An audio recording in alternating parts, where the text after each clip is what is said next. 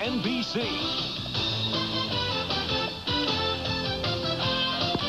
The 1992 NBA playoffs.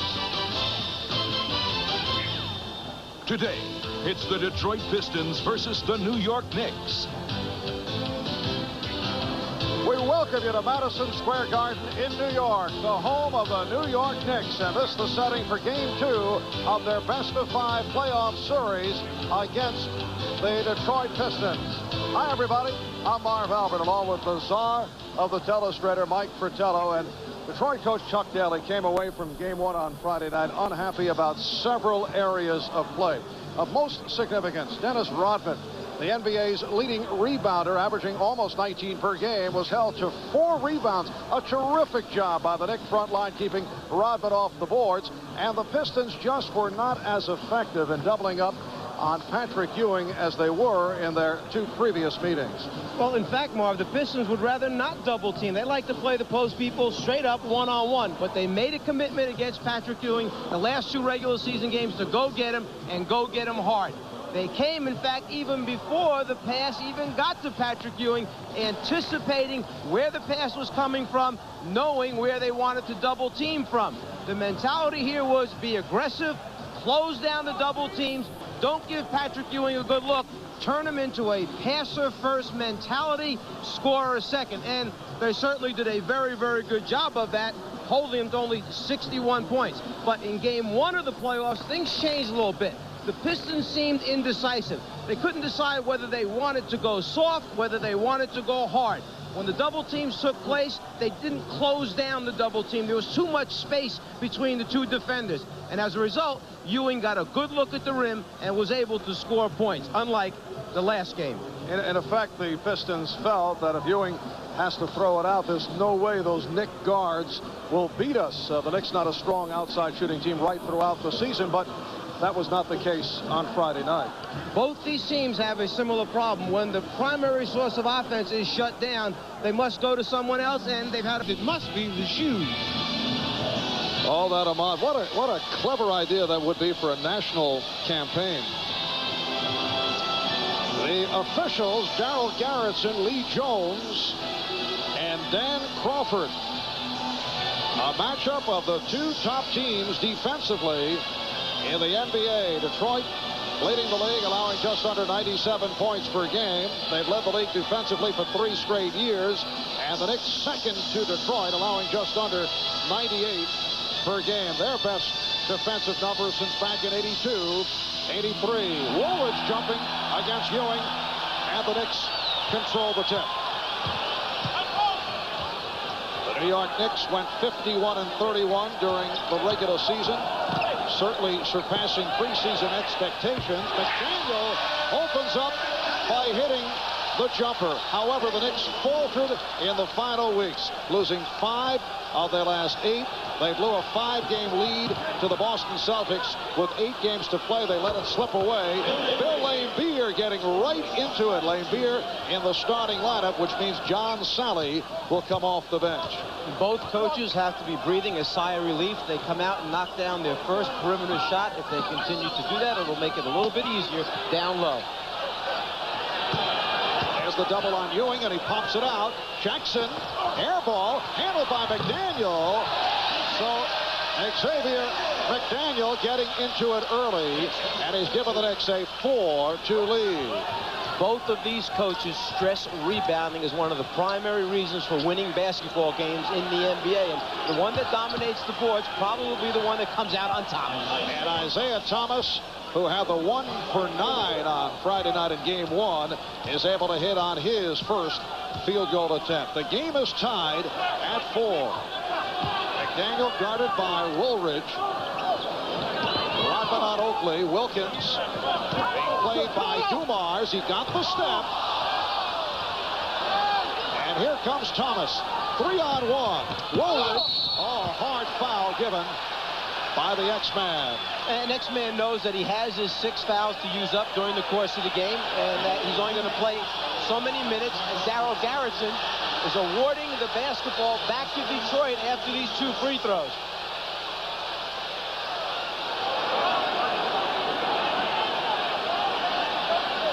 Orlando Woolridge will go to the line. They've called it a flagrant foul on McDaniel. There is an A and B interpretation of the flagrant foul. And if in the judgment of the official, the player is not going after the basketball, is going after the player, and there is some intent to cause harm with a very hard foul, they will give him the 2 free throws and then award them the ball back on the side. There were a couple of flare-ups that took place on Friday night. The main event, Patrick Ewing involved with Bill Laimbeer, and they were separated. Here's another look at the hard foul given by McDaniel. And Garrett's in there, and it's obvious. Xavier McDaniel with both forearms goes after the body, not trying to block the ball. The B interpretation would have been an ejection from the basketball game of the player who committed that flagrant foul. However, the Pistons not able to take advantage with Woolridge missing on both. Rodman, offensive foul. The Pistons would like to see Dennis Rodman get into it offensively, and right here he forced the issue. Dennis telling us before the game that at times when he does not look to shoot, it's as if the Pistons are playing 4 on 5. And it's an excellent point that he makes. They are daring Dennis Rodman to try to score the basketball. New York would like to see him wind up taking 12, 15 shots a game. Ewing, and it's Oakley. Charles Oakley with a solid effort on Friday night as he and McDaniel and Anthony Mason combined to keep the Pistons off the board. And you may have noticed already Patrick Ewing stepping out away from the basket a little bit more. That's by design. Thomas missing on the 3-point attempt. Knicks on the run. Pistons able to get back. Jackson looks to reset. Mark Jackson coming off a brilliant performance on Friday night. Perhaps his best as a New York Knick in terms of running the team. McDaniel from deep. And Rodman with the rebound. Knicks with a 6-4 lead. Laimbeer for 3. And it's McDaniel with the box out. The move of taking Sally out of the starting lineup and putting Laimbeer back in, nothing against the way John Sally was playing. You just need another guy who can make shots. And the last 2 times down, it was Laimbeer that was the focal point when the ball got in his hands. Oakley. Jackson able to slap it to Ewing. Jackson. Yes. And Ewing and Thomas in a collision both went down. Mark Jackson is playing sensational ball. He had a 12 for 16 in the Knicks' final regular season game against Milwaukee and had an excellent shooting night here on Friday. Chant of defense from the crowd. Laimbeer and Ewing getting inside for the rebound. Because Bill Laimbeer is not known as a post-up player, you can afford to put your small forward, Xavier McDaniel, on him and not be real concerned that Bill's going to score a lot of points down low. Good sign for Detroit. At least he tried to make a move with his back to the basket to get a deuce. Jackson. Yes. Mark Jackson with what he calls the teardrop stroke. The quick release. And the Knicks lead it by the score of 10-4. So the Knicks have come out very aggressively once again. They look to double up on Dumars.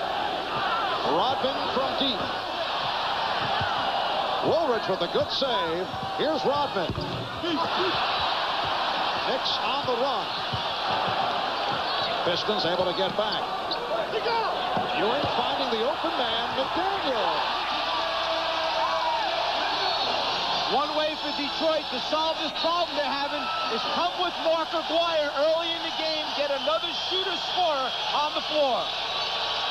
The Knicks with 8 consecutive points, leading Detroit 12-4 with 7:13 remaining. And the Pistons are trying to settle things down. The Knicks getting off to a similar start as Friday night. They have come out flying, led by Xavier McDaniel. This is a Detroit team that has won 2 NBA championships the past 5 years. They've been in 3 NBA finals and 5 Eastern Conference championships. It has been an up and down season. They finished at 48-34. They did win 6 of the last 8, but prior to that, they had lost 7 of 9. Charles Oakley hearing it from the crowd for the hustle. It will be Piston ball. Well, this is a very, very physical game already this early in the afternoon. Some shoves exchanged here. That's just kind of like a statement made, like, we're not taking anything from each other for the rest of the afternoon. There's Orlando Woolridge. Rebound Lambier. As Rodman was sent flying, and he complains to Darryl Garrettson. He felt he took a shove. The Knicks lead it by the score on 12-6. Here's the trap on Jackson. McDaniel. Ewing and Rodman converge. Last touch by Rodman. And Detroit accomplished what it wanted to. Get the ball out of Ewing's hands in the set plays, make somebody else take a shot. That time it was X-Man.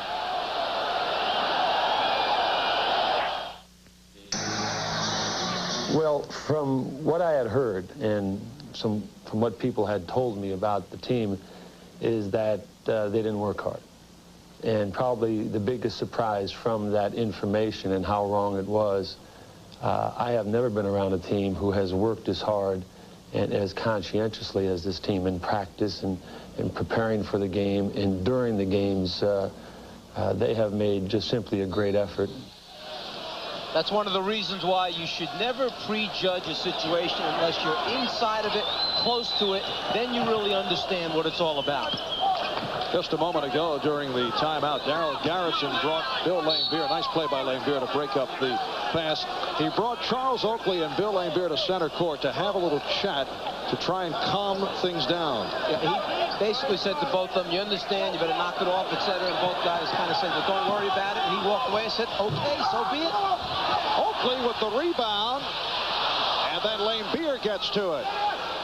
Here's Rodman with Jackson back. The Knicks 12, the Pistons 6. 6 minutes gone by in the first quarter.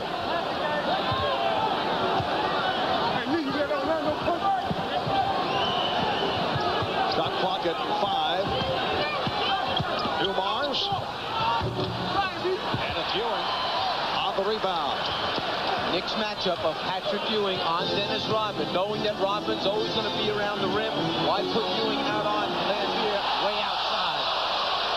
The alley-oop was worked to perfection, but Ewing not able to hit. Knicks succeeding with the backdoor pass on a couple of occasions in game number 1. The Pistons have opened up hitting only 3 of their first 10. Looking for the quick score off the reverse lob pass. Patrick just doesn't quite handle it well. And Bill Lambier able to connect on his 3rd field goal, so he is off to the fast start. Knicks lead 12-8. Knicks have been in control off the boards, as was the case in game 1. Ewing. A good play by Oakley, and Wilkins shoots.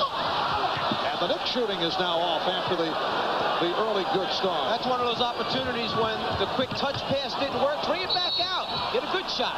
Beautiful feed from Thomas. And Rodman will go to the line. Ewing called for his first.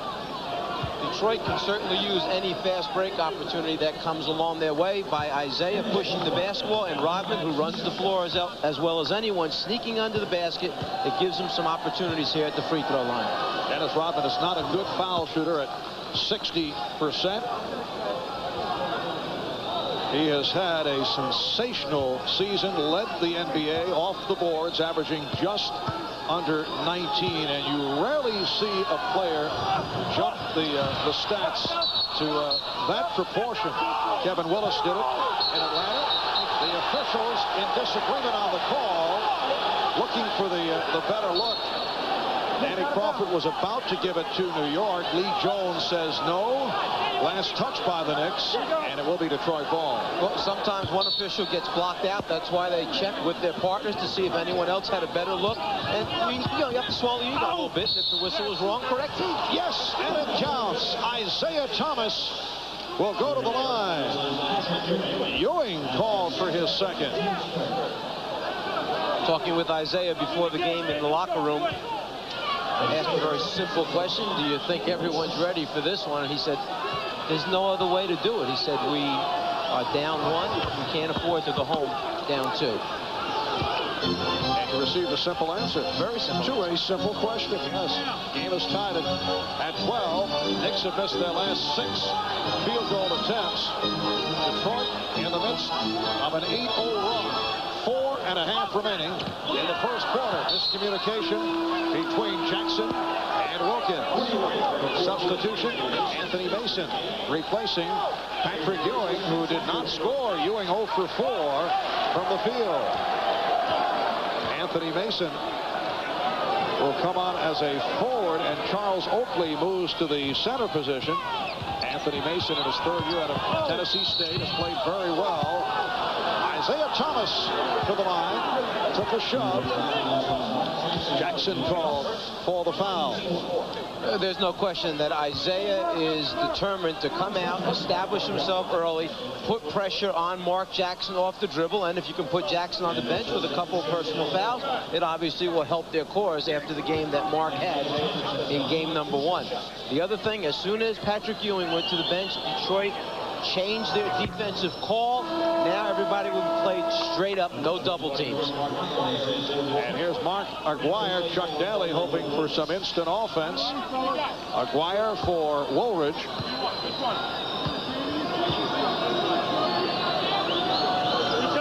First time the Pistons have led. Detroit 14, the Knicks 12.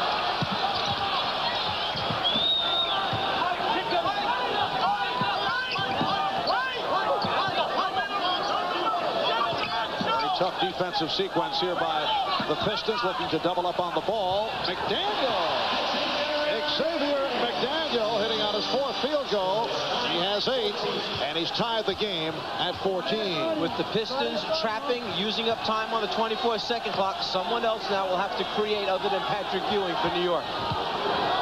Aguirre backing in on Oakley, goes to the hook. Mark Aguirre, so difficult to stop with that back-in maneuver. You don't realize how broad he is, how strong he is. I mean, Charles Oakley is not an easy guy to back under the rim. And now McDaniel with the turnaround. Yes. So Xavier McDaniel goes right back at Mark Aguirre, and he's tied the game at 16. And Mark Jackson picking up Thomas immediately to try and take the ball out of his hands and make Dumars the point guard. And that is a traveling violation. And Thomas, let's see, looked like he took a shot. Isaiah following the travel. Took a poke. We'll have to get another look at that. Darrell Garrison calling a technical on Bill Laimbeer. The concern right there is that Mason threw Isaiah to the floor. It's the second shot that Mason has laid on someone since he came in the game. The first one was a direct blow to Dennis Rodman at the opposite end of the floor. That time, an emphatic follow-through where Isaiah winds up going down. And now Thomas and Mason are talking it over. Anthony Mason has been an intimidating player, has not thrilled a number of opposition players. And Isaiah Thomas, despite the fact you look at him, he's about 6'1", 180 pounds, is one who can handle himself. That should be pointed out, but he seems to be accepting that collision, at least for the moment. Well, after 40-something stitches in his head earlier this year, he may try and talk it out first before taking action. And then Laimbeer had something to say to the officials about Thomas taking the shot. He was hit with the technical. Offensive foul on John Starks, who just checked in. And the Piston players now upset with Starks, and things may be getting out of hand at both ends, although Darryl Garrison, who is the NBA supervisor of officials, is trying to calm things down. A timeout. We'll be right back.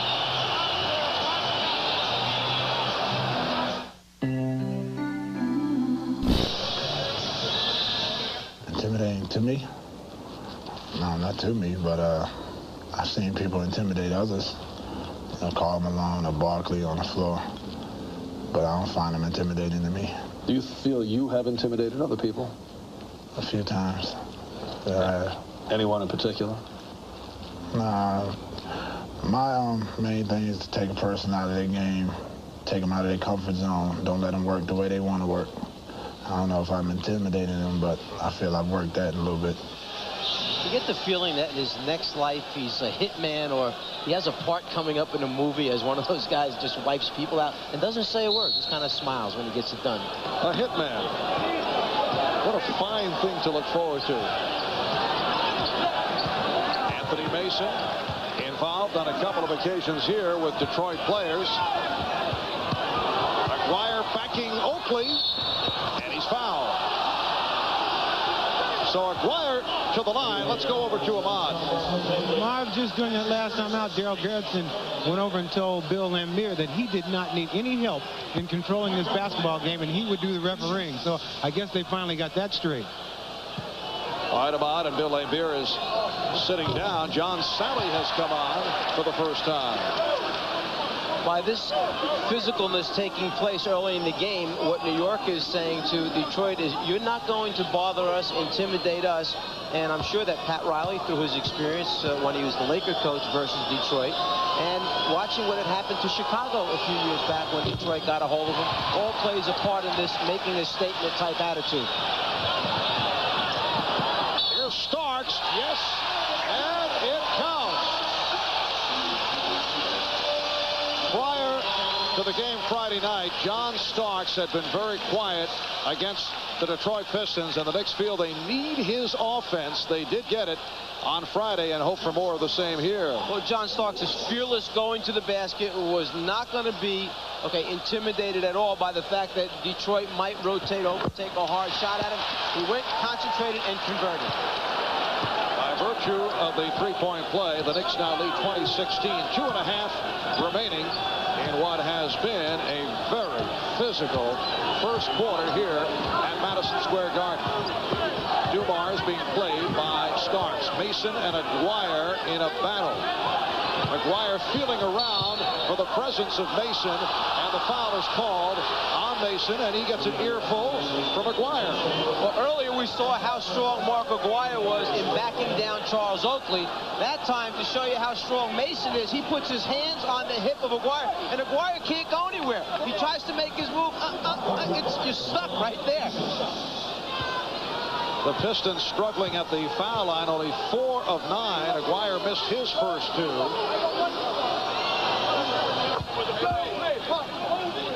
It is a 3-point lead for the Knicks. Mark McGuire shooting only 43% this season. That is a career low.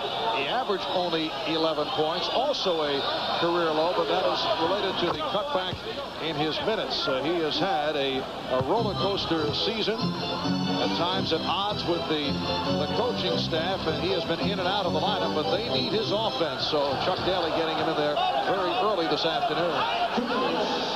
Just under 2 minutes left, first quarter. Jackson with the pull-up. Sally on the rebound. Here comes Thomas. Starks back. McGuire. And a loose ball foul. It's on Rodman. That is his second.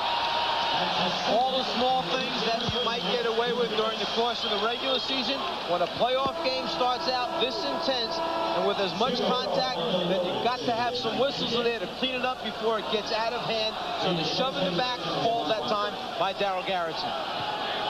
Dennis Rodman upset as he has been taken out, replaced by Orlando Woolridge. Once again, the Knicks have kept Rodman off the boards, at least here in the early going. He has only 1 rebound, had only 4 in game 1. Mason putting the move on Sally.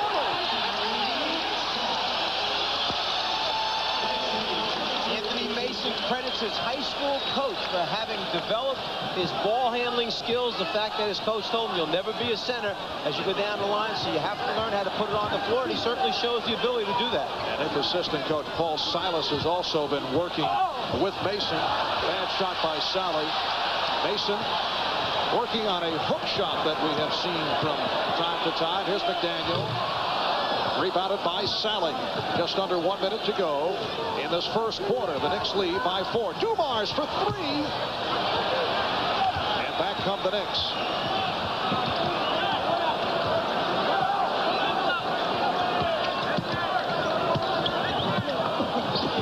Mason from Jackson.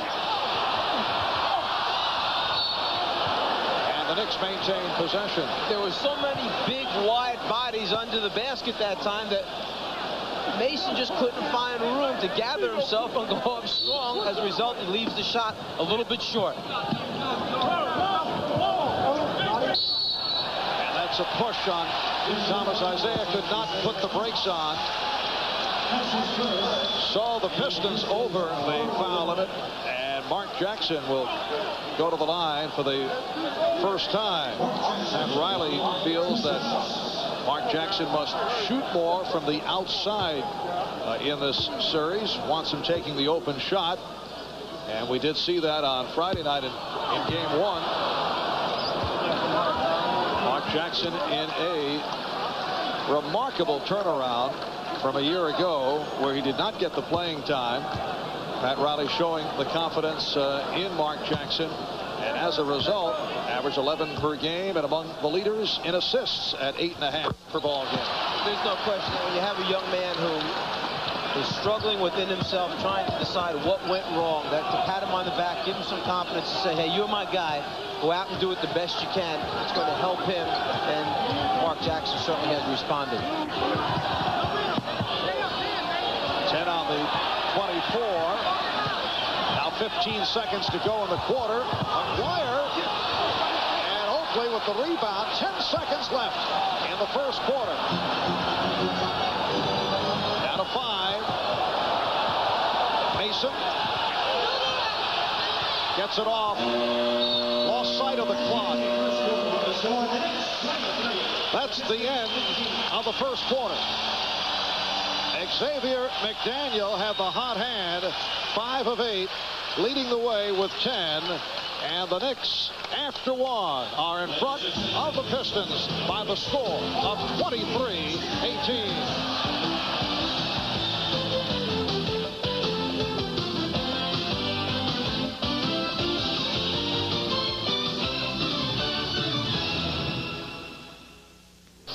Back at Madison Square Garden, the Knicks over the Pistons by the score of 23-18 after 1.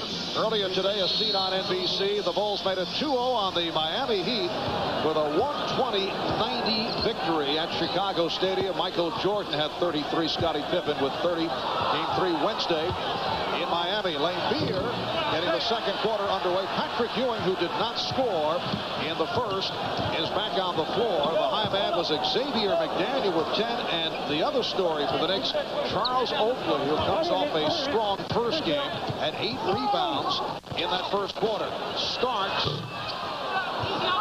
and is rebounded by Aguirre. Dumars in the backcourt with Thomas. Aguirre, Sally, Laimbeer up front. With Joe Dumars, another guy who got blanked in the first quarter.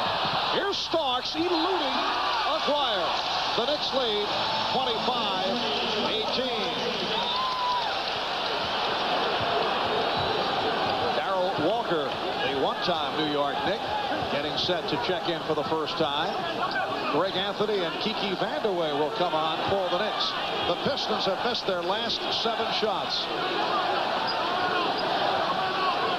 Detroit only 6 for 17 in the first quarter. And there's Aguirre ending that streak. His second field goal. He has 6. And as Chuck Daly knows so well, Mark Aguirre, Isaiah Thomas, Joe Dumars, all 3 players very capable of exploding during 1 quarter. Telegraph move by Ewing, and Patrick can't buy one. He's now 0 for 5 from the field. It will be Nick Ball last touch Pistons. Bill Laimbeer now complaining about Anthony Mason. All Bill Laimbeer wants to do is get him out of the lane. Bill counted up to 6 that time, maybe exaggerating a little bit on his count. And McDaniel, Jackson hearing it from the crowd as they sit down to see the blanks for Dumars and John Starks again. He's at 3 of 4. He has 7. The Knicks with a 27-20 lead. It's one of those baskets where you make one mistake, you fall asleep defensively one time, and it costs you 2 points, which in this game, with these two teams, could be most important. Aguirre draws the foul. Both Mason and Starks got him. It is Mason called for his second. And Mark Aguirre changing up his pace. Earlier, taking a lot of time once he got the basketball. This time, when he catches, he makes the quick ball fake, gets him in the air, and then just lofts it up there to draw the 2 free throws. Mark Aguirre, 2 out of 4 from the foul line. Pistons only 6 for 11 at the line, but they have been going to the line.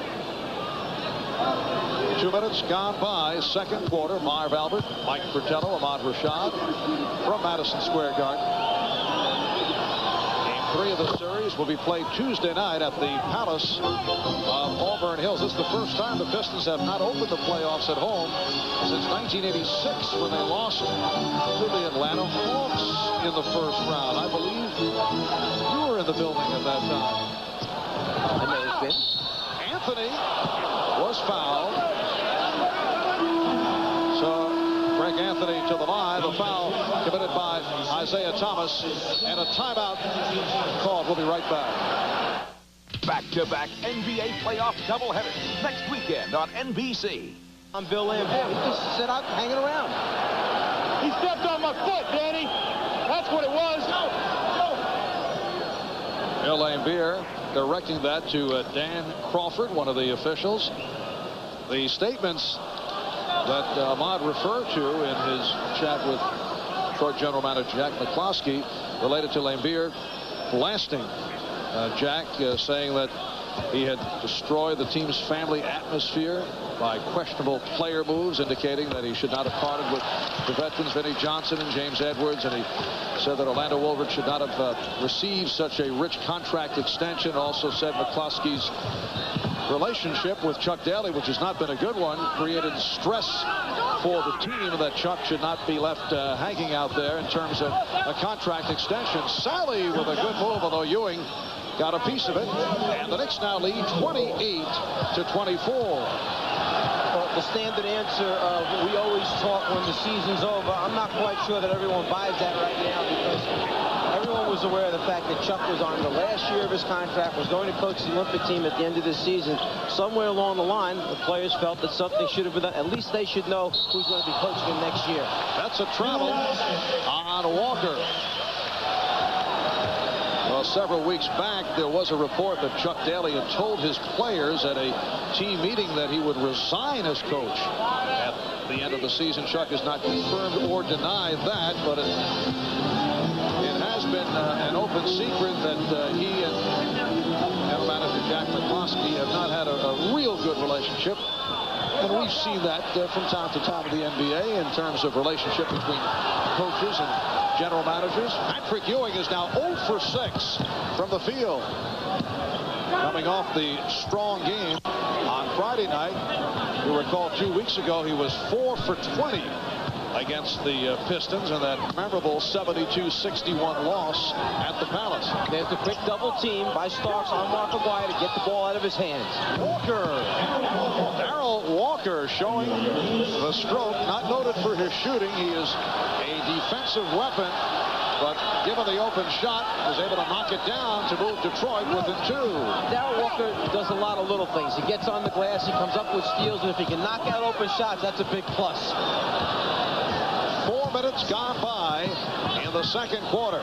Here is Dumars. So Joe Dumars now 0 for 4.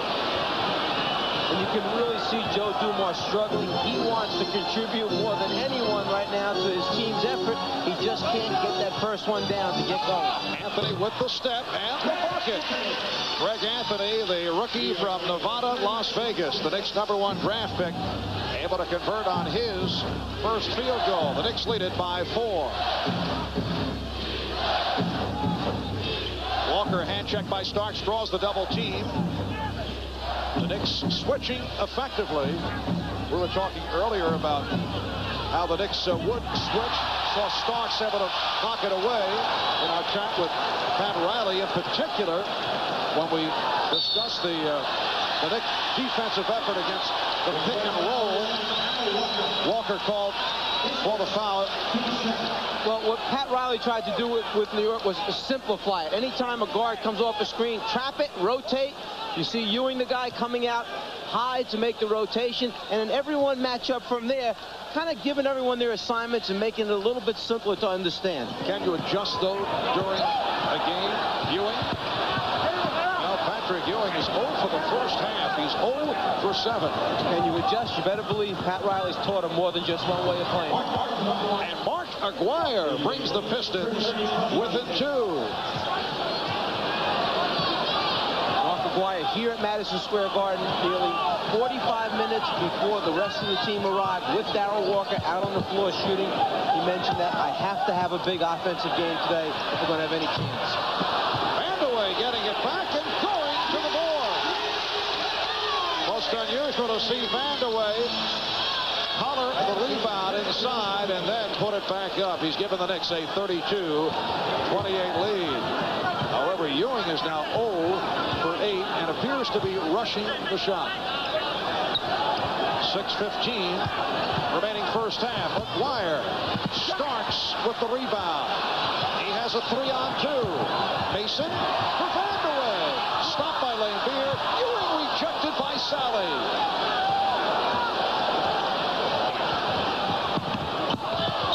Nice pass from Laimbeer. And Sally has cut it to a 2-point Knick lead. At first, you had to question the decision to advance the ball to a Bill Laimbeer on the run about 20 feet from the basket, but Laimbeer with the touch pass. As soon as he caught it, he got it out of his hands. A timeout is called with 5:50 remaining in the first half. Patrick Ewing stopped by John Sally. The Knicks lead 32-30.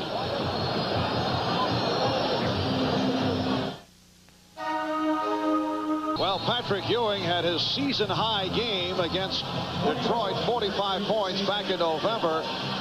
He is showing a 0 for the first half. Ewing 0 for 9 from the floor. He had a 17-point first half against Detroit in Game 1 on the way to 24 points in the blowout on Friday night. But Patrick does have 6 rebounds at this time, and New York a 9-3 advantage on the offensive boards. In Game 1, 18-6 advantage in favor of New York on the offensive boards. Xavier McDaniel back on the floor. Oakley getting it out. Charles Oakley has controlled the board. 10 rebounds for Oakley. The Knicks lead 32-30. Ewing getting position on Sally. Yes, that is first field goal. And what New York did that time was use Patrick Ewing as the screener in the pick-and-roll situation. When Bill Laimbeer jumped out to help out, Ewing went right to the basket. Now the decision is, does someone else rotate who's much smaller to Patrick, or can Laimbeer get back in time? Isaiah Thomas losing Mark Jackson off the dribble. Laimbeer recovers. Orlando Woolridge, very quiet, game number 1. Not getting going to this point. John Sally was looking for a goaltend. Knicks have Jackson and Starks in the backcourt. Ewing, McDaniel, and Oakley up front. Knicks again in command off the boards. They had a 50-23 edge on Friday. Shot clock at 4. Here's Ewing. Loose ball foul against the Pistons. Woolridge picking up his first. A point of emphasis that the Knicks made in preparing for Detroit for these games. When Patrick Ewing catches it away from the basket, turn immediately, face the floor, and see where Detroit is coming from on the double team. So then you can make a good decision whether to take it or who the open teammate might be at that time. Gerald Wilkins returning, replacing John Starks, who scored 7. Here is Oakley. Not the shot that you want him taking off the dribble. Now, Pat Riley has been encouraging Oakley to take the outside shot more frequently. That was not the case at the start of the year. And from time to time here at the Garden, the crowd, as Oakley begins to cock the shot, would moan in anticipation that he would shoot. But he does have a good touch, but not off the dribble. Lane Beer, who has the excellent long-range touch with his 4th field goal, 8 points. The Knicks now lead at 34-32.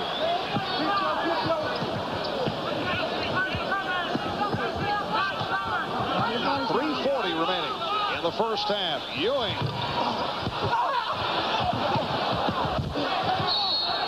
And it will be Piston ball. Patrick Ewing is now 1 for 12. But the idea from the Knicks point of view is he's got to keep shooting. I'm sure Pat Riley is hoping that eventually he will get into it. Well, you mentioned that he's rushing the shot, trying to get it off before the double team can get to him. And Orlando Woolridge has tied the game at 34. For Woolridge, his first field goal. Knicks have missed 7 of their last 8 from the field. Woolridge only contributing 4 points in game number 1, and the Piston players need Orlando Woolridge to be a factor on the scoreboard for them. He's been missing for the last week and a half, 2 weeks of the season. Beautiful play by Dumars. Here's Thomas. Isaiah Thomas going the length of the court, following the steal by Dumars. And the crowd wanted the carry call. They felt that Isaiah turned the ball over when he crossed over left to right. That's why the reaction from the Knicks fans. The deflection as the shot goes up, and now when he crosses over left to right, here is where the crowd feels that Isaiah carries.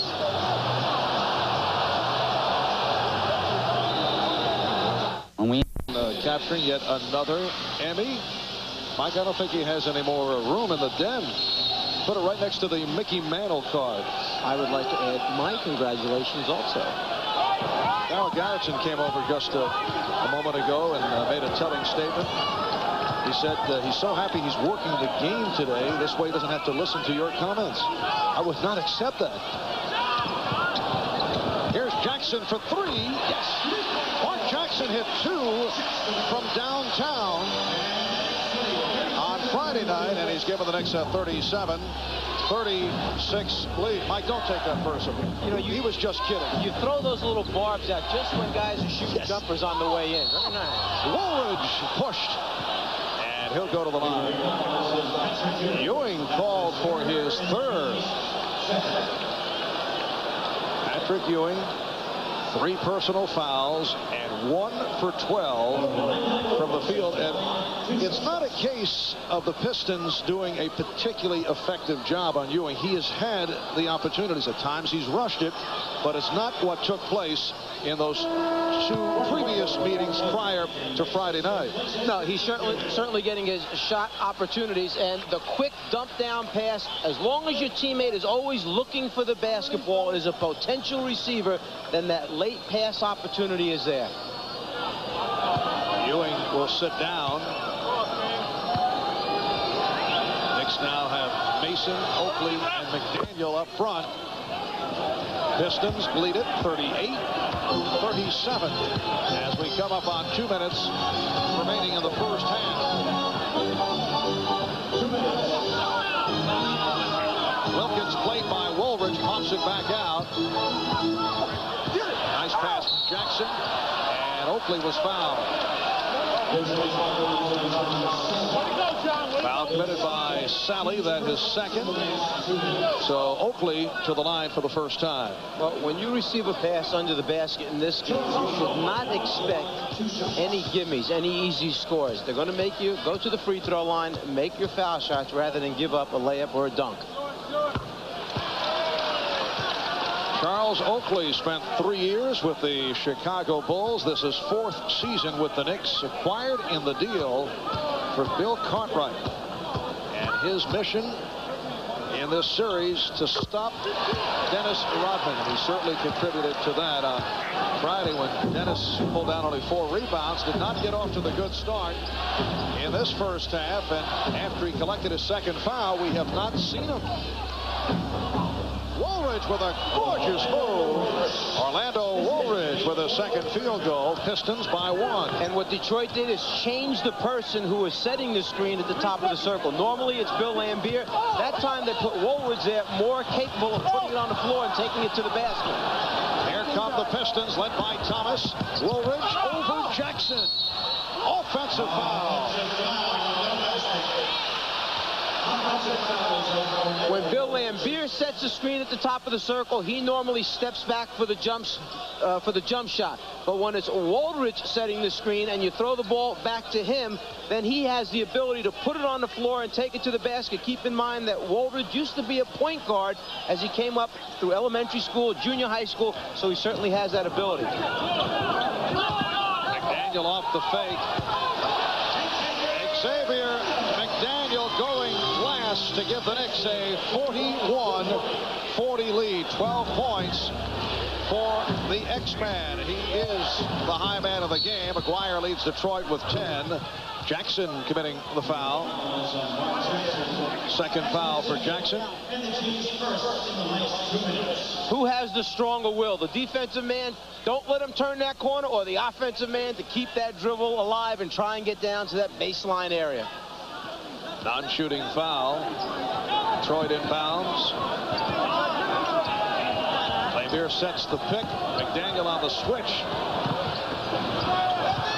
Laimbeer. And Oakley able to get to it. Just by a little adjustment in positioning the offensive people in a different area, Bill Laimbeer is winding up getting the open shot after a couple passes. Foul away from the ball.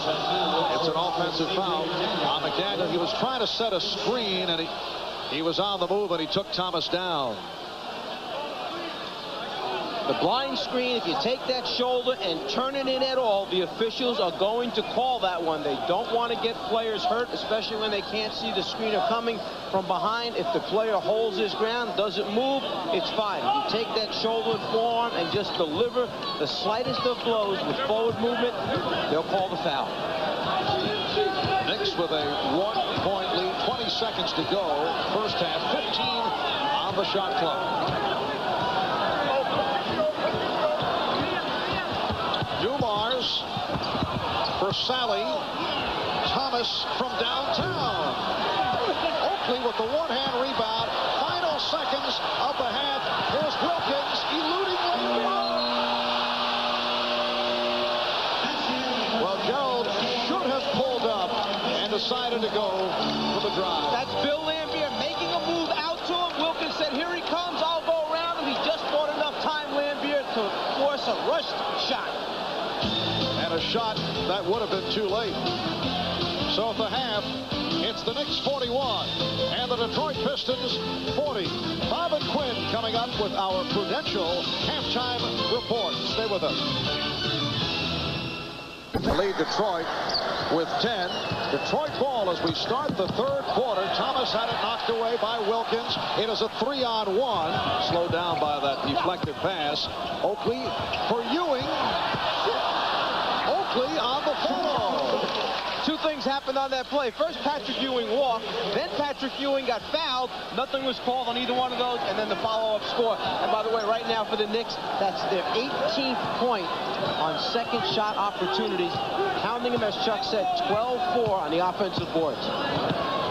Laimbeer called for the travel, and he knew it. No argument. The Knicks starting the third quarter with Mark Jackson and Gerald Wilkins. In the backcourt, Charles Oakley, Xavier McDaniel, and Patrick Ewing up front. Joe Dumars and Isaiah Thomas at the guards. Bill Laimbeer, Orlando Woolridge, and Dennis Rodman on the court for the Pistons. Patrick Ewing is now 1 for 14. You see Patrick turning to that right shoulder away from where the double team is coming from. And the Knicks get it back. Well, Patrick Ewing had that 4 for 20 against the Pistons 2 weeks ago and said it may have been his worst as an NBA player. He is moving up into that area with the 1 for 14. Come on! Shot clock at 1. Ewing. Actually, Patrick gets a break because that basket would not have counted. So it is not another field goal attempt. 24-second violation. For Detroit on this trip down the floor, they have got to get a shot at the basket. At halftime, only 5 turnovers for the Pistons. 3 straight to start the second half. If you don't hold on to the basketball, you're not going to score any points.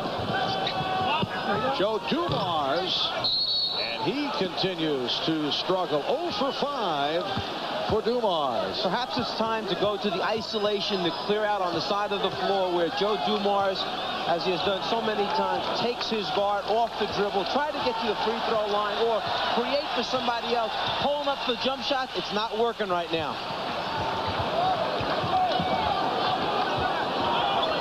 Beer doing an effective job fronting Ewing.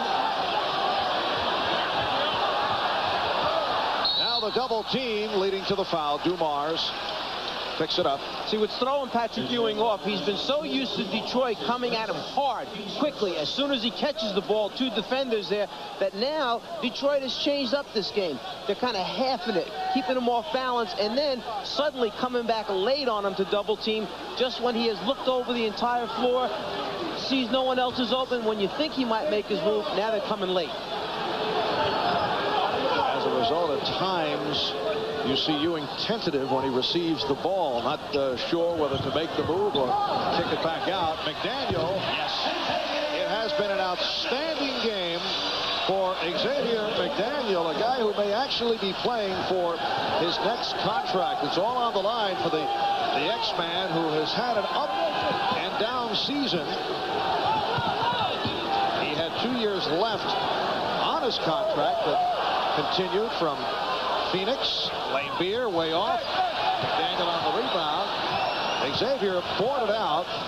He had an option written in that if he paid $500,000, he would become an unrestricted free agent, and he'd pass up on the $1 million+ for the final 2 years. Ewing with only his second field goal, but the Knicks lead it 47-40, and a 20-second timeout is called by the Pistons.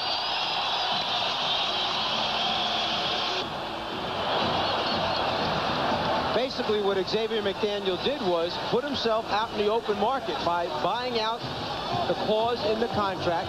He said, I'm going to put the pressure on myself this year to have a great season, and then at the end of the year, a lot of teams will come after me, and I should make more money than I was going to make according to my contract. A similar move done by Cliff Levingston when he left Atlanta. Atlanta had offered Levingston 4 years, guaranteed $1 million a year. He turned it down to sign with Chicago at 1 year guaranteed, around $750,000, and 1 option year. That is quite a gamble. But if Xavier McDaniel, who has contributed in many ways, although at times toward the end of the season he had some invisible performances, if he can do it in the playoffs, here's Woolridge rejected by Ewing. Wilkins for Jackson. And the Knicks lead it by the score of 49-40. And words between Oakley and a couple of Pistons. Darryl Garrettson blowing the whistle. 8-0 run by the Knicks here in the third. And let's see how Garrettson handles this. He was the official observing down court. Darryl Garrettson was at the opposite end of the floor and perhaps got the best look at what happened altogether after the basket was scored by the New York Knicks. Double technical has been called on Oakley and Rodman. And let's see if things have settled down. They did erupt in the first quarter. Second quarter was quiet. And the sparks flying once again. Ewing with the block. Anytime there's a pick and roll situation, New York traps it, double teams. At that time, Detroit went to a little bit of the Chicago offensive set, the triangle offense, and turned it into a pick and roll. So what does New York do? They trap it.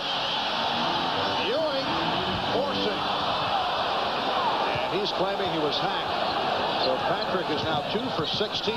Thomas stopped by Ewing. McDaniel for Jackson for Wilkins.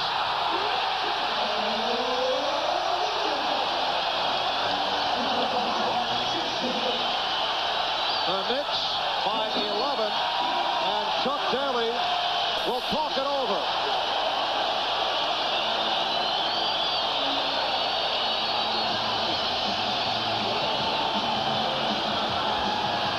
Back-to-back NBA playoffs. A few moments ago, the Knicks defense, led by Patrick Ewing's block shot, winds up turning into easy points as Wilkins leads the break to Mark Jackson. And then the end of that play winds up with Oakley and Rodman in a confrontation once again, a double technical. Each player hit with the technical. Next time, they're gone from the game. Again, Ewing with the block leads to another Knicks scoring opportunity. They're just running out in waves against the Detroit Pistons. When the block shot comes out on the floor, Patrick Ewing knows he's done his job. It may not be scoring, but he's doing it in other ways. The Detroit Pistons have been outscored here in the third quarter by the New York Knicks 10-0. And they're down by 11. Dumars spinning in. Joe Dumars with a strong move, and that is his first field goal. Joe Dumars saying, just get me close enough to the rim so I can get an easy shot. Now finds himself finally getting on the scoreboard. Joe Dumars missed his first 5 shots, led the Pistons in scoring during the season, averaging just under 20. Xavier McDaniel has 16, and the Knicks now lead 53-42. Orlando Woolridge has no idea right now how he wants to guard Xavier McDaniel. He keeps trying to go underneath the screens, and he's leaving about 9 feet worth of space between himself and McDaniel. Orlando Woolridge battling very hard, drew the foul. Terrific effort by Woolridge. He was fouled by Oakley. When teams set diagonal screens or screens straight up and down, Woolridge at the offensive end staying after, trying to make up for the defensive mistake he made at the other end. But when teams are setting straight up and down screens in the lane or diagonal screens, you have to make a decision. Do you switch on it? Do you follow the man you're guarding? Or do you try and slide underneath it and go through? Woolridge right now is trying to slide through everything. And as a result, his man is way on the other side of the floor. And Orlando is only 2 for 5 from the line.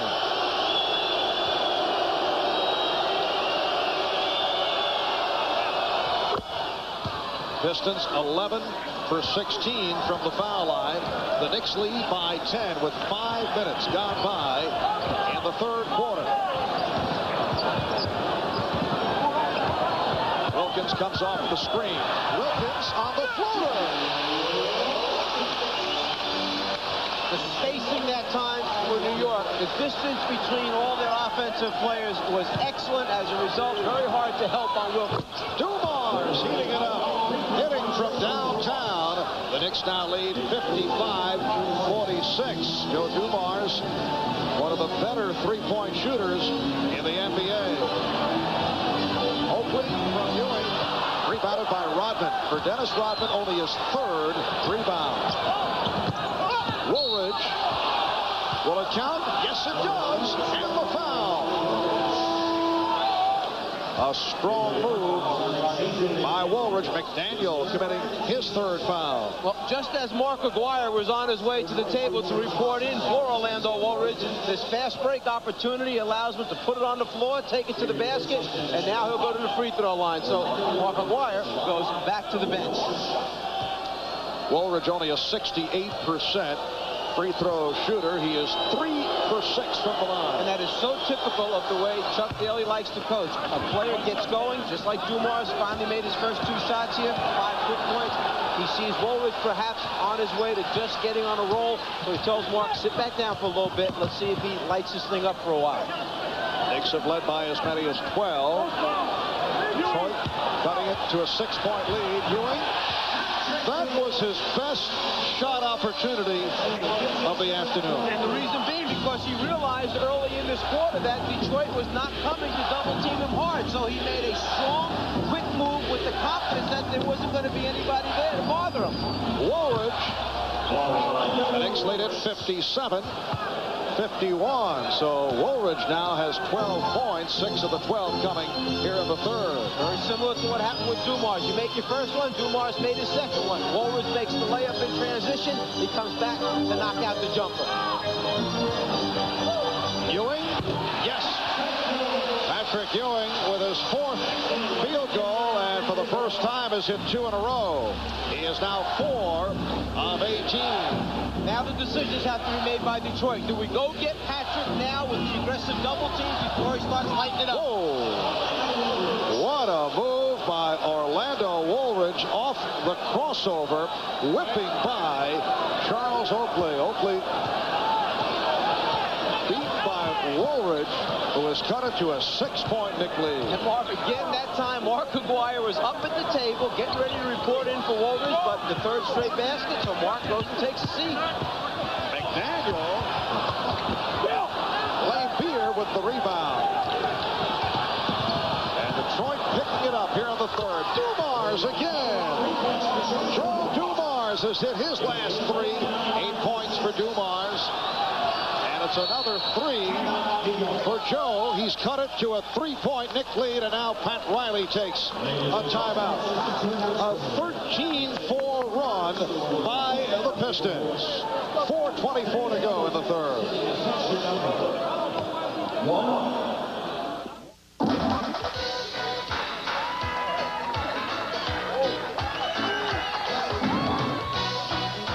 The transition back to coaching after spending such valuable time week in, week out with Costas, Vesey, Ferry on NBC's Showtime, and the man who coached the Lakers to 4 NBA championships.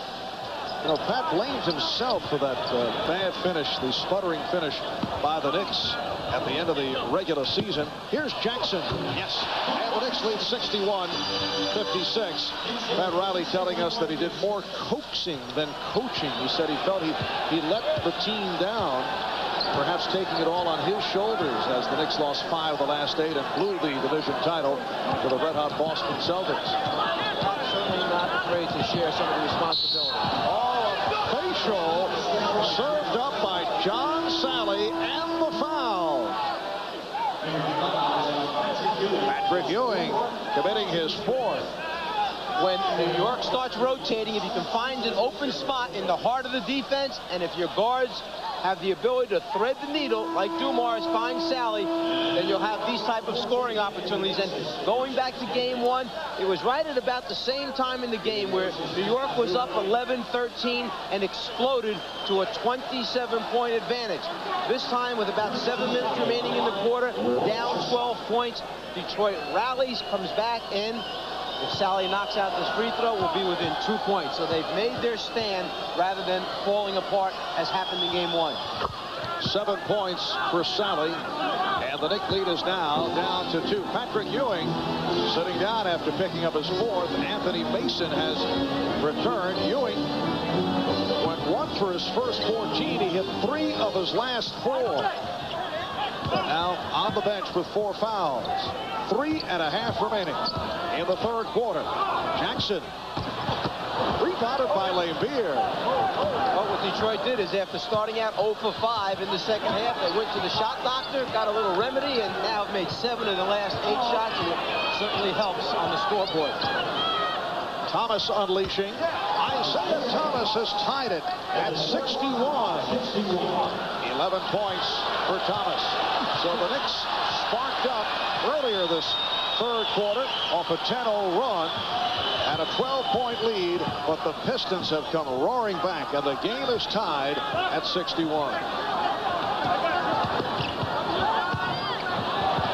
Starks fouled by Dumars. That time a good, hard show by Bill Lambier when the pick and roll was about to develop. It gave Joe Dumars time to recover and play his man straight up, but then Starks used a couple tricky dribble moves there, got his back to the basket, and as Dumars tried for the swipe, got too much on. The Pistons in an 18-6 run since the Knicks led by 12 points. John Starks averaged only 7.5 points per game against Detroit in the 4 games during the regular season. They split the season series at 2-2. But he had a good one on Friday night in game 1. 5 for 10, 14 points. Starks now with 9 here this afternoon. And the Knicks lead it by 2. You see the Knicks all the time. Should John Starks be a candidate for the 6th Man of the Year award? I would say he's among the candidates, but I don't see Starks winning out over the likes of Detlef Schrempf and Sarunas Marciulionis. As Orlando Woolridge has tied the game at 63. I also have to rate Dan Marley over Starks. I put him number 4 in that category. He has had a very fine season. John Starks in his 3rd year out of Oklahoma State, one of 4 colleges that he played for. Xavier McDaniel with 18 points. And the Knicks lead it 65-63. 2 minutes remaining in the 3rd. Nice look. Thomas from Sally, and the game is tied at 65. Well, Detroit calls it the fist. Chicago calls it its triangle offense, but the Pistons have taken some of their options, and that time a little back pick, center on guard, produced the layup. Mason is stopped, and that won't count. Detroit wants a tie-up, looking for a jump ball, but a foul was called. Well, you have so many different things that could be called there. Detroit wants a jump ball call. They felt the block took place and that the Knicks came back down to the ground. New York wants a foul, and then New York also wants a basket. The block from behind, did he come down? No, he released first, then the foul by Bill Lambier. By John Sally, rather, not Lambier. Mason giving the Knicks a 1-point lead. Anthony Mason, a local New York City product out of Springfield Gardens. All City at Springfield Gardens, although he did not play basketball until his junior year. Oakley met by Lambier, and the Knicks regroup. On the scouting report for Detroit, one of the statements, watch out for New York when they're on the foul line. They come up with a lot of their missed free throws. Woolridge called for his 3rd. The Pistons over the foul limit.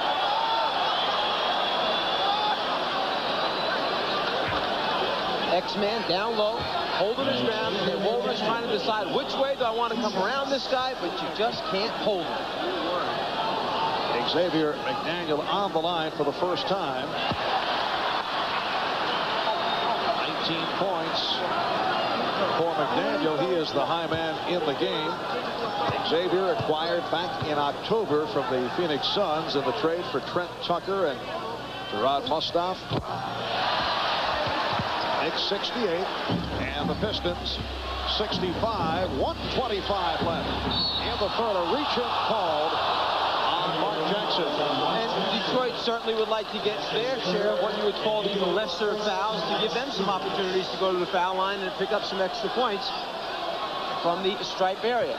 If you're going to let them reach in and keep an arm on and get a body in like that, well, you have to call that foul. Otherwise, they'll get away with murder. Next Knick foul would put them over the limit.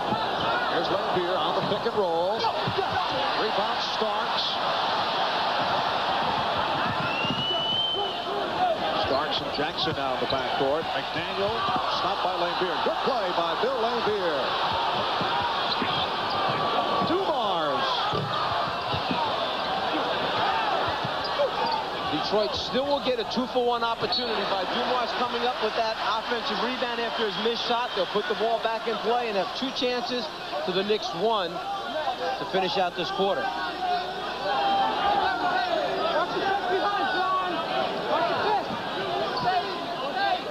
Dumars worked off the pick. Some time remaining in this 3rd quarter. Shot clock down to 8. Dumars working hard, and he drew the foul.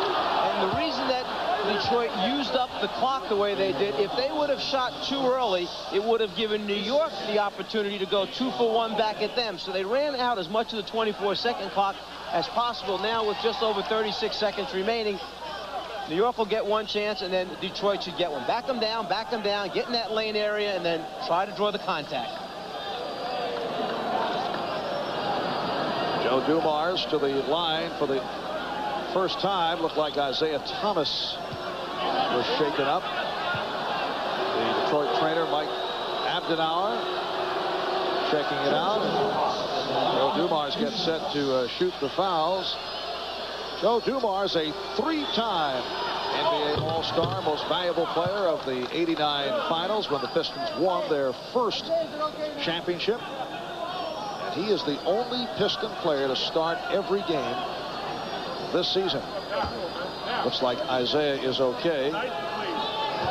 All 9 points for Dumars have come here in the third quarter. He and Woolridge able to get it going after the slow start. The Knicks lead it 68-67. Half minute to go in the third. Oakley stripped and fouled. Contact made by Lane Beer. Most times the Detroit Pistons team gets away with that strip maneuver where they anticipate the basketball coming up as the offensive player is going to the rim. They try to get an arm in and knock it free. Today, an unusual number of calls against them where they're getting more arm or hand than basketball.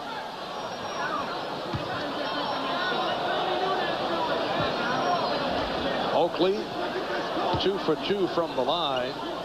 Charles with 15 rebounds, setting the tone off the boards as he did in game 1 on Friday.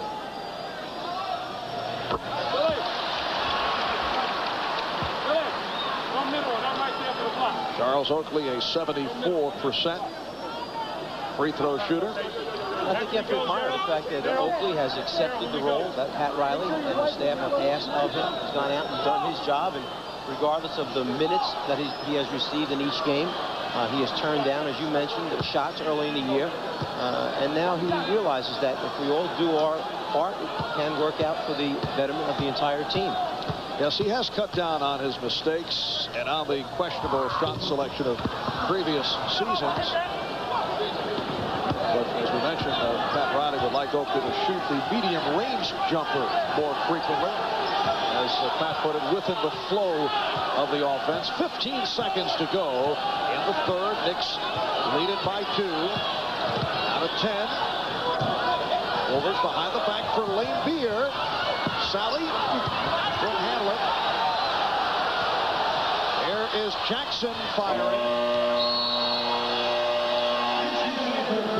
After 3 at Madison Square Garden. It's the Knicks 69 and the Pistons 67. Orlando Woolridge with 10 of the 16 here in the third is able to make his appearance. Orlando Woolridge heated up, and Chuck Daly changed his mind. Bill Laimbeer has been solid. 12 rebounds, 8 points. He'll sit down. Jackson for McDaniel. He's had a hot hand. 22 for Xavier McDaniel. Knicks 71, Detroit 67. John Starks trying to get the crowd involved. The Garden crowd has been on the quiet side during fourth quarter play, and Starks motioning, trying to get the crowd going. Dumars from deep, yes! Joe Dumars cuts it to a 2-point Knick lead. McDaniel one-on-one with Woolridge. Orlando saying, come on. And McDaniel saying, there it is. The X-Man with 24, and the Knicks lead at 73-69. Xavier McDaniel has come up very big in a big ball game. McGuire for Dumars. Loose ball foul called on Woolridge. And it seemed like a very late whistle to the Detroit staff, to Orlando Woolridge. Lee Jones probably would have let that go if Detroit had not come up with possession, but after the fact, when he thought about it, he felt the advantage of Woolridge putting his hands on the back of the player boxing him out. It was too much, so he blows a late whistle. Hey, if it's right, you'd rather have a late whistle. Ball up. Are the hands in the back? Yes, they are. Orlando sitting down after picking up his 4th. Dennis Rodman has come on. Starks for 3. And Jackson able to race it down. The Knicks were on every loose ball the other night. And they have been succeeding here in the second half. Now McDaniel felt that he was bumped. Oakley and Thomas are having words, and Danny Crawford has to get between them. You know, Mike, we need a couple of National Hockey League linesmen for Game 3 at the Palace. But Oakley must realize the next technical foul, he's gone. He's out of here. Right, earlier, the double technical was called on Oakley and Rodman. We'll be right back. Back-to-back NBA playoff doubleheaders next weekend on Back 20 years when Wilt Chamberlain was the last to average over 19 rebounds per game. His closest rival in recent years, Dennis Rodman of Detroit, who has led the league in rebounding for the last 2 seasons. Dennis just under 19 rebounds per game this year. In recognition of these moments, Village Genuine Draft will donate $1,000 to the Thurgood Marshall Scholarship Fund. Dennis Rodman not getting the minutes this afternoon. Cannot be happy about that. Did not have a good first half. You recall only 4 rebounds in Game 1 on Friday. To this point, only 3 rebounds for Rodman. And after he picked up his second foul in the first half, he sat. The key to team success is accepting your role and accepting the fact that one particular game might not just be yours. In fact, 2 years ago, the greatest example when Detroit won the championship, all 5 starters at one time or another sat the entire 4th quarter of that championship series because his replacement was doing such a good job they never got back in again. Rodman has played only 16 minutes today. Starks called for the foul. 9:39 remaining in the 4th quarter. The Knicks lead it by 4 points. Well, it's not going to get any easier as far as the contact goes, particularly in a close game down the stretch run here in the 4th quarter. They are still after it, just like this game started out. Dumars. Patrick Ewing has been sitting for some time. Pat Riley apparently saving him for the stretch run. He picked up 4 fouls. Only 4 out of 18, but was showing some signs by hitting 3 of his last 4. The Knicks 73 and the Pistons 69. McDaniel over Rodman. And Oakley could not hang on. Sally gets to it. Sally going all the way. Not a bad move for a 6'11 player to get the rebound and lead the fast break. John Sally saying, you know, I've seen a couple guys do that, like Barkley and some other guys. I kind of like that maneuver. 9 points for Sally. Now Ewing getting set to check in. The Knicks lead by 2. Starks. Good box out by Rodman.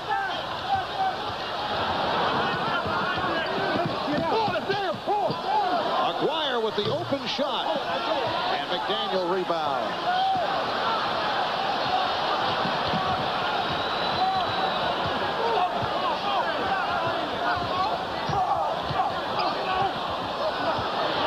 Starks with room. And he's been off. Oh, Jackson got a piece of it. And that prevented the fast break with Dumars ahead of the field. Here's Patrick Ewing for Xavier McDaniel, who hears it from the crowd. 11 for 21, 24 points, plus 7 rebounds. And X-Man has received quite a pounding physically, as well as the great job that he's done. He's absorbed a lot of blows today. Joe Dumars turning it around in the second half, and he's tied the game at 73. The Knicks have missed their last 5 field goal attempts. Starks, yes.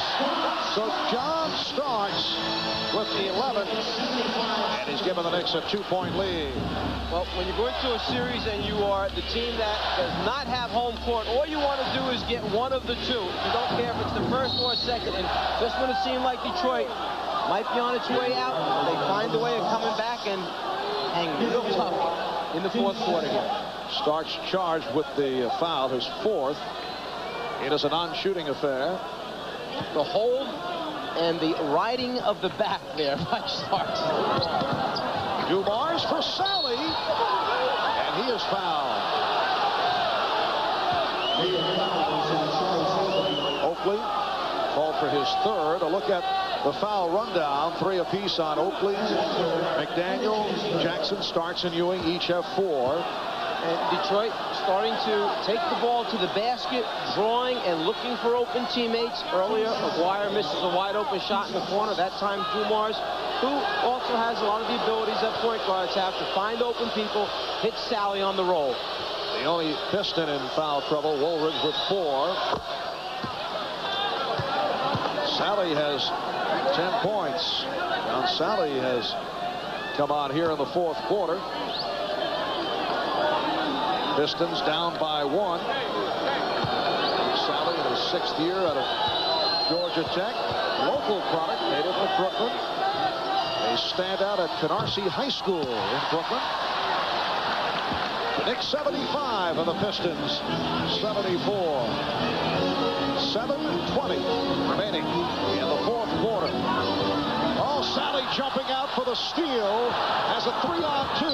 Rodman and the Pistons lead 76-75. You see some of the other skills besides just rebounding, playing defense, shot blocking that both Sally and Rodman have. They can take it, put it on the floor, and then make decisions at the end.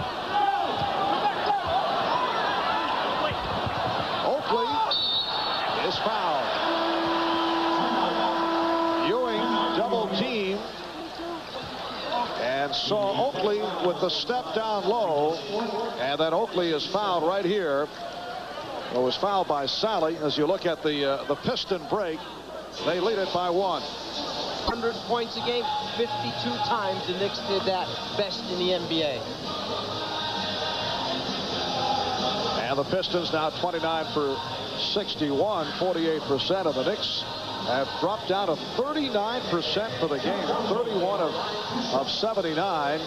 Charles Oakley with 2 free throws. He's 3 out of 4 from the line. Charles in command off the boards with 16 rebounds. And the Knicks, who have had their problems at the foul line, done a good job this afternoon. 13 for 17 from the line. The game is tied at 76.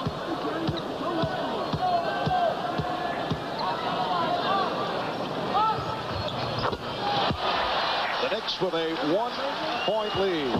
Chuck Daly going with Isaiah Thomas and Joe Dumars in the backcourt. Dennis Rodman, Mark Aguirre, John Sally up front. Aguirre played by Mason.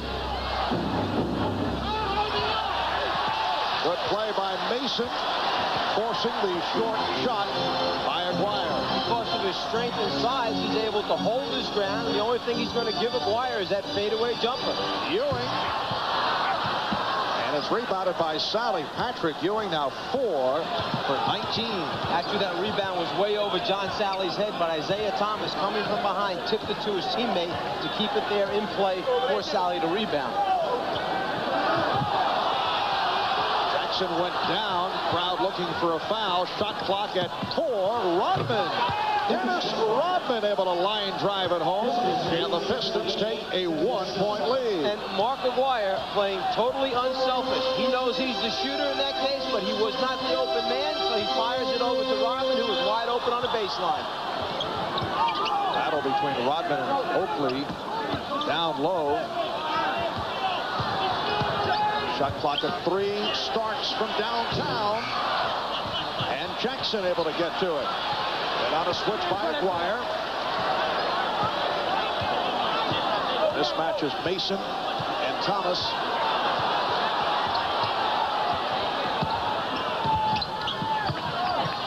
Starks, wild shot. Rodman with the rebound. Dumars ahead of the field. And Mark Jackson almost made a terrific defensive play. He knew no one was covering the backcourt. His only shot at stopping the layup was to go and jam the long rebounder quickly, but Rodman got around them for a clean look down the floor. The Knicks take a timeout with 5:02 remaining in the third quarter. Rodman and Oakley going at each other. Chuck Daly saying after the game the other night, after it was pointed out that Dennis Rodman was held to 4 rebounds, he said, yeah, held. They held him. Commenting on the tactics by Oakley and McDaniel. And Pat Riley was a little bit annoyed at that. He said, look at what Rodman does when he looks to get into position. I think both coaches explain to the officials looking to get the edge in game number 2? Well, we asked Pat Riley just prior to the game, did you hold Dennis Rodman? And Pat never wanted to tell a lie. Said, yeah. Oh, no, absolutely no. There was no holding at all. The Pistons lead it by 3. 80-77. The Knicks at 1 point, led by as many as 12. This is the biggest lead of the game for Detroit. And the Knicks are involved in a drought. They have missed 8 of their last 9 shots.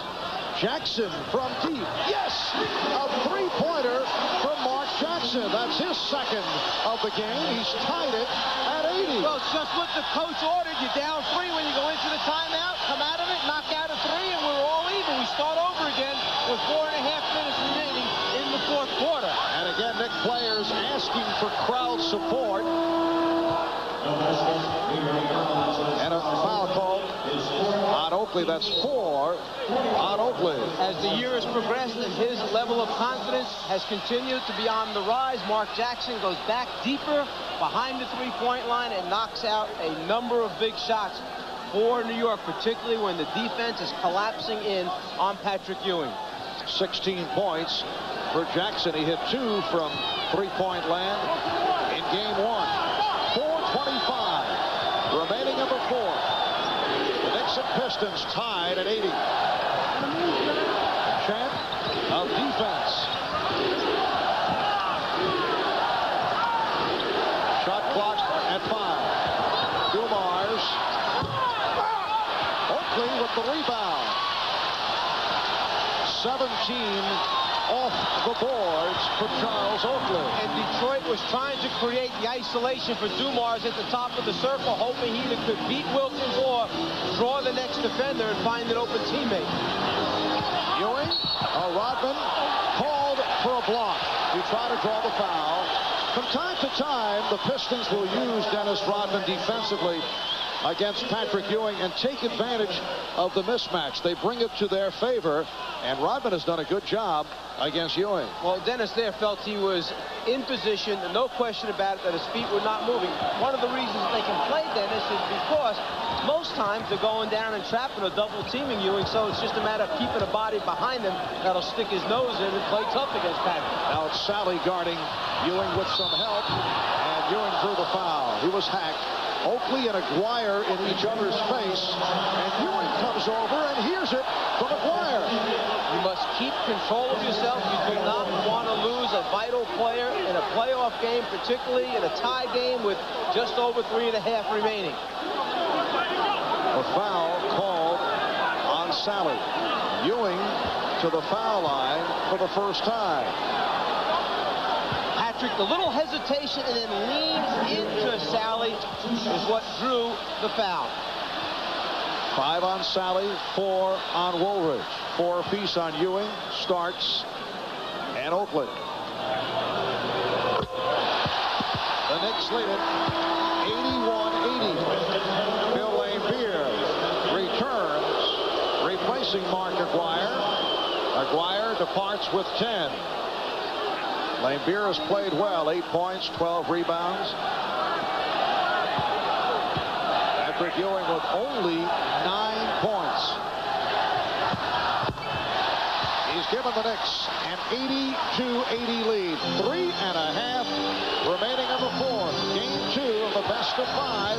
Pistons seeking to tie the series at 1 as they go back to the Palace on Tuesday. Knicks trying for the 2-0 lead. Here is Dumars. Yes, and he's tied it at 82. The timing, just as your teammate comes off a screen and he's open for only a split second, the ball must be delivered on the money. That's what Isaiah Thomas got done for them. Joe Dumars with 18. All have come in the second half. Ewing now played by Laimbeer. Good play by Laimbeer. Thomas with the save. Ewing gets it back. Jackson from downtown. And the box out by Sally creates the foul call. It's on McDaniel. Xavier McDaniel committing his 4th. The Knicks over the limit with that foul. Timeout is taken. 2 minutes, 48 seconds remaining in the 4th.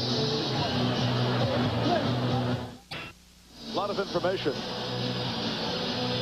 An adjustment that the Knicks made. Normally, they would have a man on the wing and a man at the top of the circle, and when the ball would go into Patrick Ewing, Detroit would double team to the top. The adjustment, they took away the man from the top of the circle. There's nobody there to come back and trap, so as a result, Isaiah must come down and be the man double teaming if they're going to get to Patrick Ewing.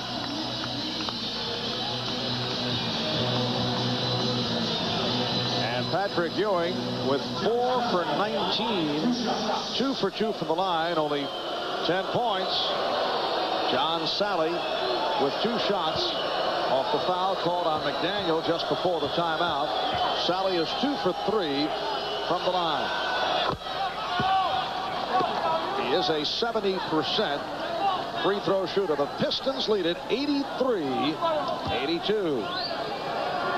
The Knicks and the Pistons with 3 timeouts remaining.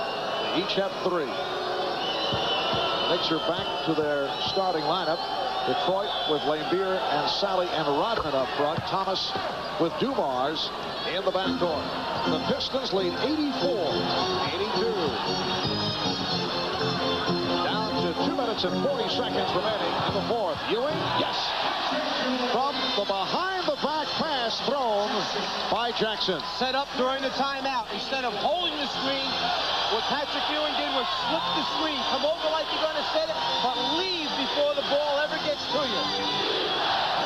The game tied at 84. Lambier played tightly by Ewing. Sally double teamed. Lambier for 3. Taken by McDaniel. Well, of all people that you do not want to leave open, it's Bill Lambier. Sally got the ball back to him. No one guarding him. A wide open 3 attempt. He just doesn't knock it down. Just under 2 minutes remaining in the fourth. Now, the Knicks have not played well down the stretch during the regular season. Beautiful pass. Jackson for Oakley. The Knicks lead 86-84. No weak side rotation that time by Dennis Rodman. He's the cutoff man. He has to get back in the lane and cut off that cross lane pass.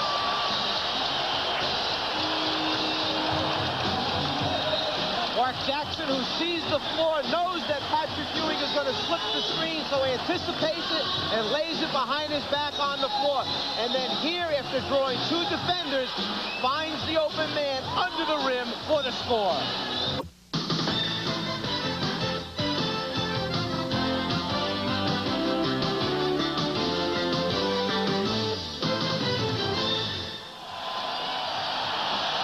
Well, the crowd responding to the New York Knicks, who now lead Detroit 86-84. Minute 39 to go in the fourth quarter. Detroit has 2 timeouts remaining. The Knicks have 3. If you Chuck Daly, who do you want to go to here? Which one of your all-star guards is the one that you want to either take the shot or create for another teammate? Joe Dumars or Isaiah Thomas? Lambier, he'll be an option if they happen to draw a double team.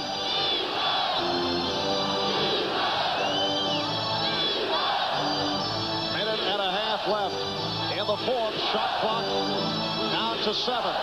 Dumars, who's been red hot in the second half. Out of 3, shoots the 3 and hits. Joe Dumars with a clutch shot from downtown, giving Detroit a 1-point lead. That's got to be Dumars' at least 5th or 6th major 3-point shot that he's had this season to either win or get his team back even or ahead in a basketball game down the stretch. Ewing off the double team, finds Jackson. Shot clock at 3. Jackson. And it's rebounded by Rodman. Tried to call a timeout, and he got the call.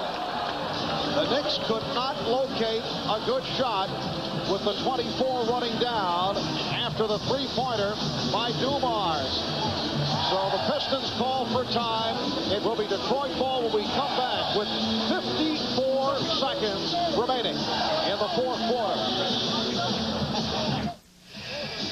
Want to see how a mistake can wind up being something good? Dumars is running a curl for that last basket. And everybody knows that Jackson, who's playing Isaiah, is going to help out. Isaiah is supposed to pass and move so that then Dumars can give him the ball back, but he doesn't move Isaiah. As a result, Jackson stops Dumars, so Dumars has to get it up with just 2 seconds remaining on the 24 and knocks out a three-pointer. And Joe Dumars, after the blank in the first half, coming through with 10 points in the third, 11 in the fourth, 21 in all, and he's given the Pistons a 1-point lead. It is Detroit ball as we resume. They have 1 timeout left. The Knicks have 3 remaining. 54 and 3/10 seconds to go in the fourth quarter. Pat Riley, you know that when you put the ball in Patrick Ewing's hands, he's going to draw at least 1 other and perhaps 2 other defenders. So now you turn him into a passer or feeder rather than your primary scorer. Someone else will be open for New York. They will be forced to take a shot when they get the basketball. Right now, with Detroit trying to run time down off the clock, they will run as much as they possibly can. Go to the high pick and roll. Isaiah in the lane or Landry are making a decision. And the Knicks are over the limit. Shot clock at 2. The block. Dumars recovered.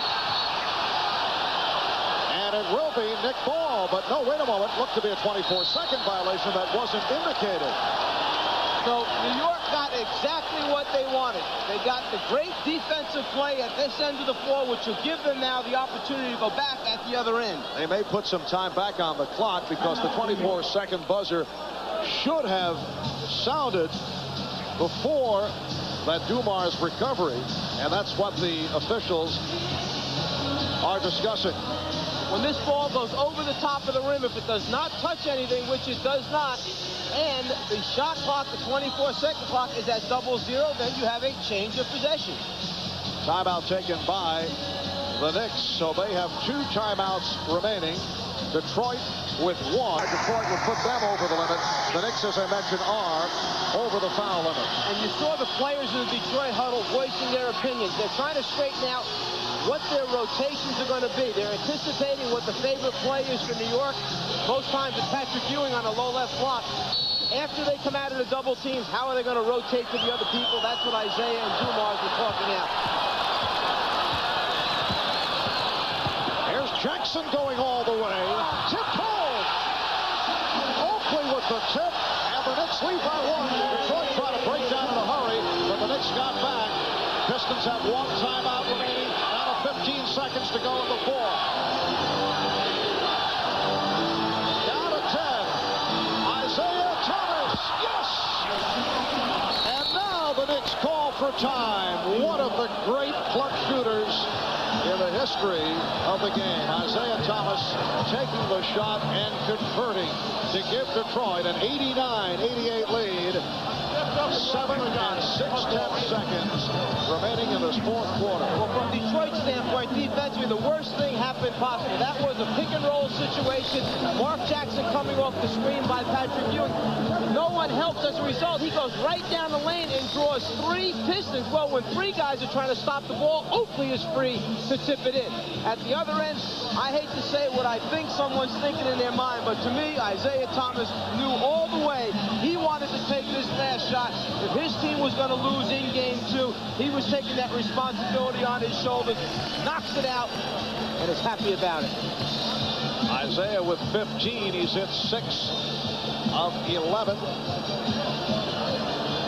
Coming back from the 1 for 9 on Friday night. The high man for Detroit, Joe Dumars with 21. Orlando Woolridge with 16. And Isaiah has 15. The Knicks led by Xavier McDaniel, who has 24. Mark Jackson with 16. And Patrick Ewing with only 12 points. 4 for 19 from the field. Off the boards, Charles Oakley with 17 rebounds along with 13 points. Either team has a foul to give. If it's a foul, the opponent's going to shoot free throws. But what they both have is a delay of game left, which means that on this side out of bounds play, if New York decides to take it on the side, Detroit could run the man out of bounds. In other words, the guy guarding the ball, taking it out on the side, his man can cross that sideline, cause a delay of game call that will give his teammates a chance to see what the play is New York's trying to run. And And the game has come down to this. 7 6/10 seconds to go. Knicks down by 1. Wilkins with the jumper. Rebound, McDaniel. And that is it.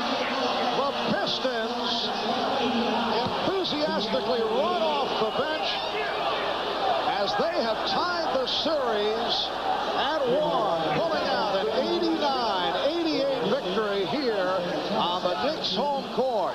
The Knicks certainly have their chances. Gerald Wilkins with the first shot that was way off, and Xavier McDaniel had the follow-up opportunity but could not hit. The series tied at 1. Game 3, Tuesday night at the Palace of Auburn Hills. Here's another look at that final sequence. It reminded me of the shot a couple years ago that Gerald Wilkins took against the team in the McDonald's Open when he knocked it down to save the game for the New York Knicks. Same spot on the floor, this time the miss. They get their second chance opportunity. Miss once again, and a gutty performance by the Pistons just to hang in there, keep it alive, so that the Knicks did not get a layup.